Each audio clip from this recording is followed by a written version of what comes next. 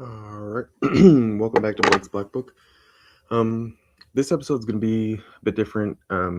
I mostly wanted to show video from the Jimmy Dore show from this past Wednesday.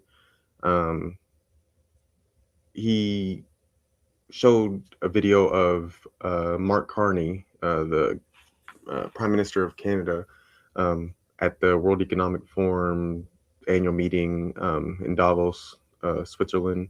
All the billionaire elites meet up there. It's kind of like the Bilderberg Group or something like that. It's all these elites getting together and basically deciding what the agenda for the world is, and how they're gonna take more control or do whatever. But here's a clip. I basically just wanted to show the video from the Jimmy Dore show and him going over it and talking about it, because I thought it was pretty fascinating, and obviously Jimmy can do way better than I could. So I'll get started here with that, and let's go. The Prime Minister of Canada. I was watching the my buddy Glenn Greenwald show, and he was playing this video, and my jaw was on the floor. Let's watch. For decades, countries like Canada prospered under what we call the rules-based international order. So for decades, Canada prospered under the rules-based order. We joined its institutions, we praised its principles, we benefited from its predictability. And because of that, we could pursue values-based foreign policies under its protection. We knew the story of the international rules-based order was partially false. Whoa. We knew the story of the rules-based order was partially false. Really? Because you helped make it up. Here we go. Right? Because you helped make it up. Here we go. That the strongest would exempt themselves when convenient. That the strongest countries would exempt themselves from the rules-based order when it was convenient. I knew that too. Am I a fancy bank man? Yeah. How did I know got 3 that? passports? I've been saying that for years, ever since the beginning of forever. But certainly that video clip was from the beginning of the Ukraine war in 2022. Hey, and now I'm a Davos man. You got a Davos man, a guy who went to Oxford, Harvard, a guy who's been an international banker his entire life. He was the head of the bank, and now he's the head of Canada. And now he's saying that the rules-based order was false, but we went along with it because we prospered. Did we? So but now trade exempt themselves when convenient. That trade rules were enforced asymmetrically. That trade rule. So the first thing that was false about the rules-based order was that the biggest countries didn't follow them. The second one was that they didn't enforce trade rules equally. So again, it's might makes right. That's what the rules-based order is, which is what I was saying in 2022 after the invasion. By the way, when they're saying rules-based order, you can kind of think of New World Order, thing that George H.W. Bush has said, other politicians have mentioned before. Basically, the New World Order, the one world government, the globalist plan to kind of control everything, like fucking China or something, like a giant China, basically, or like the Brave New, like the book Brave New World, kind of along those lines. Of the Ukraine. What do you want to say, Kurt? They didn't call it the legal order. Right. They didn't say the law. They called it the rules-based order. So like a scumbag tech company, they can change the rules whenever they want without telling you. So a law's a little harder. There's to be a saying.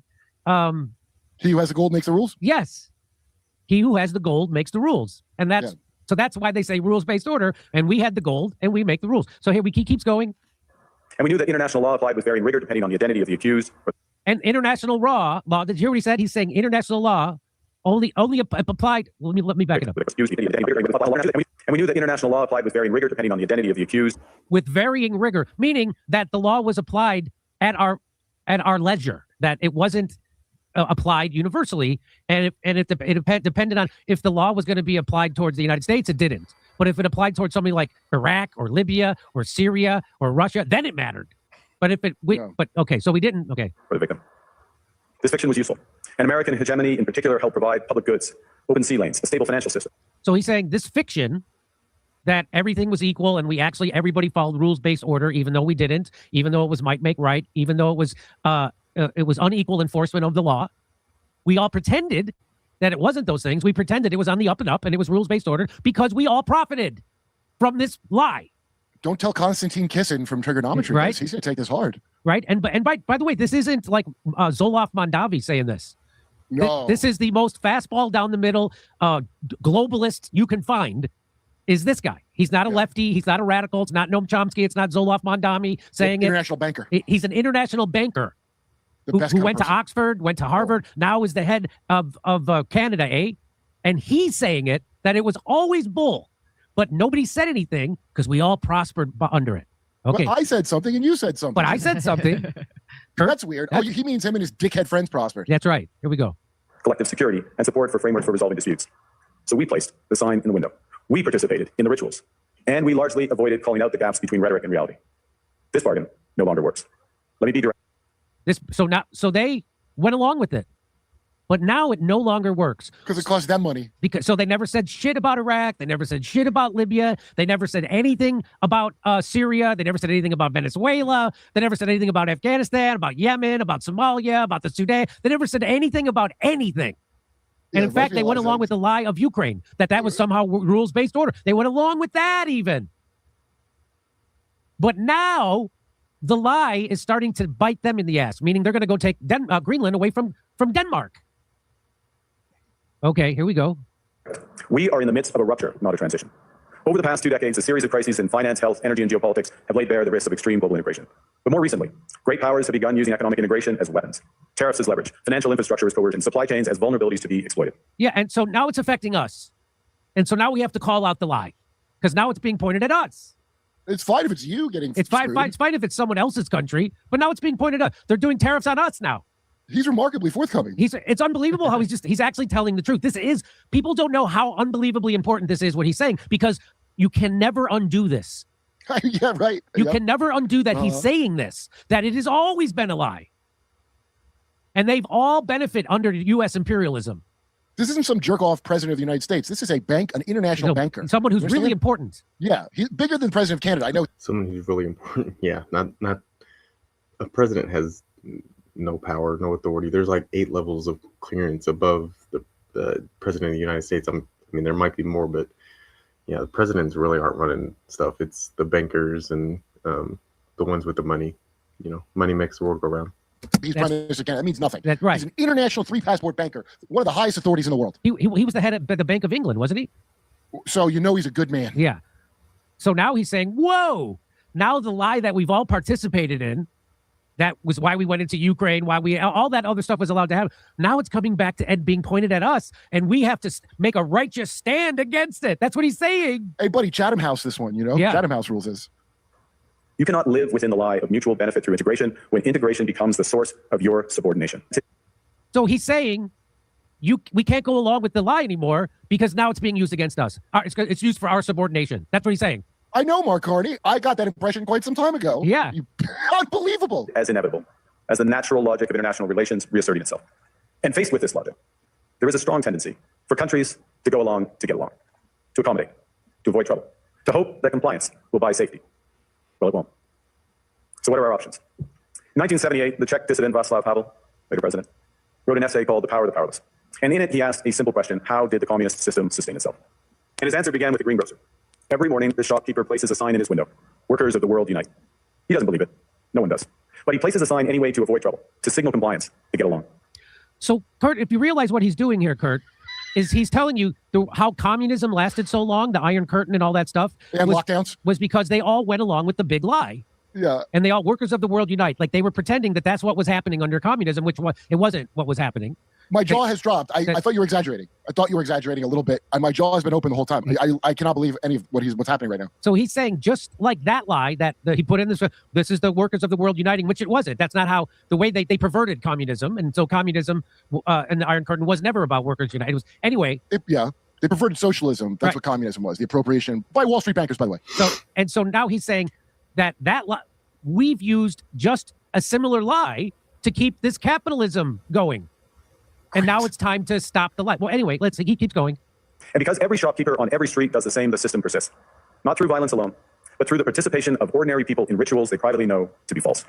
Just the participation of rituals they proudly know to be false. Like we all know the system. Like, I mean, I don't know. There's a bunch of dumbasses that probably don't know, but the system is so fucked up and corrupt and just, it's a shit show. Like, but we all just go along with it. Like, the thing that would matter, like back in the civil rights movement, like they would boycott shit, like not ride buses or go to restaurants or whatever. Like, people don't realize that there's like over 350 million people in the US. I don't know how many of those are adults, whatever. I'm not looking at the statistics, but either way, money is the thing that these people really care about. So if you quit giving them your money, giving money to mega corporations, to, you know, I mean, I'm libertarian, so I guess I'm for not paying taxes, but also you probably don't want to get locked up. So, but I mean, there's so many ways financially and economically that we can push back on this system, but so many people just go along with it because, I mean, it is what it is. It's like what he's admitting, Kurt, what he's admitting is that we've all participated in this lie. Just like the shop owners in Czechoslovakia under the Iron Curtain, under communism. We've all participated in this lie. So it's we have one lie, our rules-based order lie, replaced another lie. So we need a new one. And so here we go. Havel called this living within a lie. The system's power comes not from its truth, but from everyone's willingness to perform as if it were true. Just like he's admitted that they performed along the rules-based order. It didn't come from the strength of the rules-based order didn't come from its truth. It came from the lie that everybody participated in. He's saying that.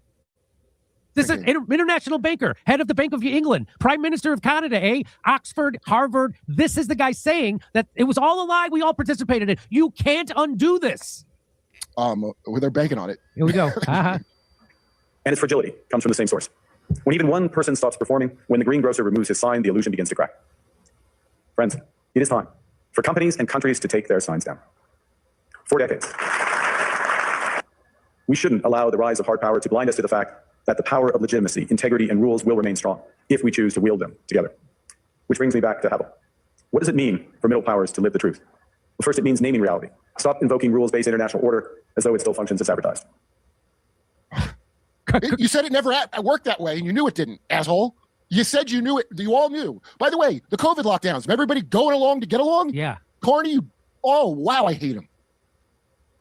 Call it what it is, a system of intensifying great power rivalry where the most powerful pursue their interests using economic integration as coercion. He just told you what the whole system that the Western world has been operating under since World War II. He just told you what it is. It's actually a system of coercion. Oh, it's not got nothing to do with democracy or liberty or the oppressed and bringing freedom to people. It's all about the strongest economic powers coercing. I'll back it up and play it for you again. A system of intensifying great power rivalry. A system of intensifying power rivalry. Where the most powerful pursue their interests using economic integration as coercion. Using economic integration as coercion. The way he wanted to do, but he can't. He's mid. But what's that? They want to do that in Canada. They were, but they can't because they're mid power. He That's said right. mid. The mid. It's a mid power. Mid. Yeah. You're being generous, buddy. It's a generous to say mid. Exactly. Yeah. And now that it got turned towards them with Trump's tariffs and wanting to take Greenland and now he's like, whoa, now we have to call the lie out. Here we go. It means acting consistently, applying the same standards to allies and rivals. You know, the thing we've never done. Starting now. We're going to act consistently, and we're going to uphold the same standards on our friends as our rivals. Starting now. Starting. You can't undo this. That was I was watching Glenn Greenwald. That's the point he made. And when he said, I was like, you're right. I can't wait to stick. You can't undo this. This is done forever. This is always going to be there. Yeah. When middle powers criticize economic intimidation from one direction but stay silent when it comes from another. Like we've always done. Hey, Switch and Adam, watch this guy. You guys. So we say we criticize economic coercion when it comes from places like China. Yeah. But we were quiet when it came from other places, like the United States. Yeah. They weren't that critical of China either. Kind of let that seep in pretty quickly. Well, now he's making economic alliances with China. We are keeping. Yeah, they weren't critical of China for a reason. China was kind of the, I don't know, guinea pig, I guess you could say, or the trial run for the technocracy, and what the globalists kind of envision for the whole world. The sign in the window. We are keeping the sign. So, yeah. All right. So he's saying we were the ones perpetuating that lie. This is amazing. Central digital currency, here we come. Yep. And so now you can't undo. And now Trump is called off, temporarily at least. Trump is called off his push to take over Greenland because they somehow appeased him. He got something else, and it's some future deal about the Arctic. I don't know what it is. I feel like they're not telling us what it is. Yeah, this is breaking news. But by the way, we've known that this has been a dream of the technocrats. Kurt, I don't know if you saw the segment I did before I brought you on. This has been a dream of the technocrats to get from Venezuela to Greenland and the Arctic under a techno state. Yeah, the no-hide. Here, I'll go ahead and look it up or show while they keep mentioning it. What a technocrat is.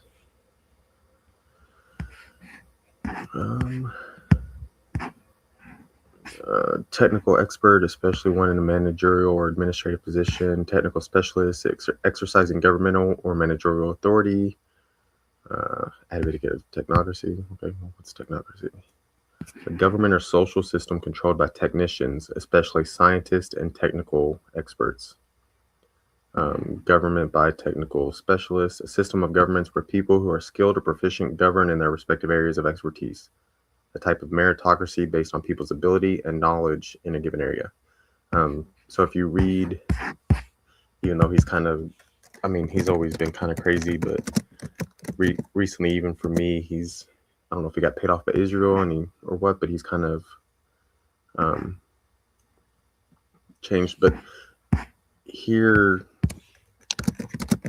is a book by Alex Jones that I read where he actually talks about the agenda by the globalists for the Great Reset. Here's what it looks like. He talks about Klaus Schwab, who was like the head of, I think he actually created the World Economic Forum. I'm pretty sure that's not how you spell it. Yeah, Klaus Schwab. Mechanical engineer, economist, founder of the World Economic Forum. Yeah. He just recently resigned, but he's the one that I think at one of the Davos meetings said you'll own nothing and be happy, because basically the plan is for people to be dependent on the government and the system for everything.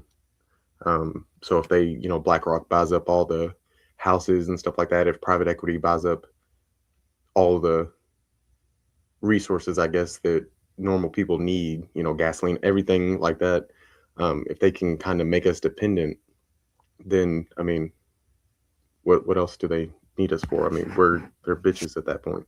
And here too, it even was a thing, the idea of the Great Reset was something that Alex Jones talked about, but they actually made it a thing. Here it says, the Great Reset is an initiative launched by the World Economic Forum in June 2020, aimed at rebuilding the global economy in a sustainable and equitable way following the COVID-19 pandemic. In a sustainable and equitable way, even though it's definitely not equitable. We all know that. Emphasizes the need for a transformation of how economies operate, focusing on stakeholder capitalism and addressing issues like climate change and inequality. So, bullshit. But, sorry, I want to say that's just what technocracy and technocrats are. Saying no high techno state. Professor Zhang calls it Pax Judaica because they're going to make the capital in Israel now. But that's Elon's grandpapa wanted that. Yes, Elon. That's what Sir Big New Brzezinski. It's the Greater America Project. Yes, this is the Greater America Project. That's exactly right, Kurt. So I think we're going to be de-enslaved from England, how we were for the last century, and now enslaved by Israel. We're going to be out of that thing because World War I, that was Britain brought us into that. This guy's a tool of England, right? Head of the Bank of England. NATO is a tool of their stupid soft power. All the Ivy League schools and all these scumbags it's British soft power. But now we're going right under Israel completely and not under the, because Bush and Obama and them are all related to the king and queen. You know that, right? I think I had heard that before. Yeah, they're all related. It's just one. It's like World War I, where a bunch of families got in a fight, and they tell you it's because someone shot which makes zero sense. The Archduke. Yeah, it makes no sense. Who Why cares? would that mean? So here it is. So this is the Greater America Project. This is Yeah. this is what. So and guess what? Greenland's part of it. Oh, That's it's gonna be Greenland, great. right? So proud. I can't wait. And so until- guess what else is part of it? Venezuela. Yeah. This is from the 40s. and they're going to even out all our standards of living to equal out with the ones that they've been plundering for years. So Yeah. everybody's got to be lower. We need a good pandemic. That's right. Things have changed. We can never go back to the way it was where you were paid not properly, but better. So this is what they call the technate of America. So there it is again. So boom, boom, boom. It all goes all the way down to Venezuela and even Colombia. Oh, So they've been talking about this, and that the techno guys are going to be the kings. Mm-hmm. And you're And- subscribe to service. So this fell off in the 50s, this idea, but then it was reboomed by Zbigniew Brzezinski when he did the Trilateral Commission Mm-hmm. And with he worked for Henry Carter. Kissinger and Rockefeller. By the way, David Rockefeller, watch Anna Kitty Lucas. David Rockefeller is a dark dude. These are some of the most evil people ever walk the earth. And so, hey, maybe now we could have UFO disclosure once we get the Greater America Project done and we live in the techno state. So this is what they're doing. They're doing a tech. So Trump called off his Greenland thing, but they're going to give him a promise of something else that he's going to be able to get. And I bet you he gets Greenland anyway. Yeah, I thought Because he has give it to him. because he has a Jewish donor, a Zionist Jewish donor who wants Greenland and has wanted Greenland since his first term. And he wants all that. He's investing. And just like when one of Trump's donors invests in Argentina, Trump gives $60 billion to Argentina to bail him out, or $40 billion.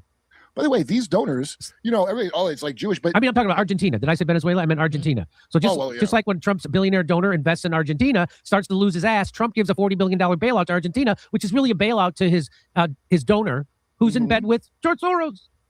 yeah. And by the way, did you not like George Soros and the Democrat billionaires? Well, meet your new billionaires. Yep. They all serve. It's like what I can't believe is, I say it's for Israel, but let's face it, it's for like 3 guys that don't even live in Israel. But want it over there, And then the chumps that would still be loyal to Israel, I feel bad for because they're like the chumps that are still loyal to America. So anyway, I'm mixing stories a little bit, but that's what Mark Carney is talking about. I've been blathering about the technate for weeks and weeks and weeks. And I haven't really understood what you were saying, but now I do. I know. It sounds crazy, doesn't it? It sounds like crazy gibberish. So it's amazing to listen to Mark Carney say the same gosh darn thing I was saying at the start of the Ukraine war. That there is no rules-based order. It never was. It's all a lie. It's whatever the order and the rules are what we say goes. That's the rules-based order. That's what Israel is. They have no constitution. They Right. have a rules-based order, and then the rules change depending on what the dictator wants in your ethno-theocracy. All right. And if you'd like to... So that was pretty much the end of that. I thought that was pretty interesting, pretty important. So that about does it. Definitely go check out Jimmy Dore, the Jimmy Dore show. He's pretty unbiased. He's kind of like me. He was liberal. He still is liberal, but kind of like, I guess, the old school liberal, you'd say, which is now apparently libertarian, where you still believe in, my body, my choice, and free speech, and don't get involved in foreign wars and all that type of stuff. But he's very unbiased. He shits on Democrats and Republicans. I mean, I try to mostly listen to journalists and reporters and stuff who are pretty unbiased. I mean, obviously everyone has their own biases, but he's one of the ones that's pretty good at being objective. So definitely go check out Jimmy Dore. But yeah, that'll do it. Like, subscribe, share. Thank you.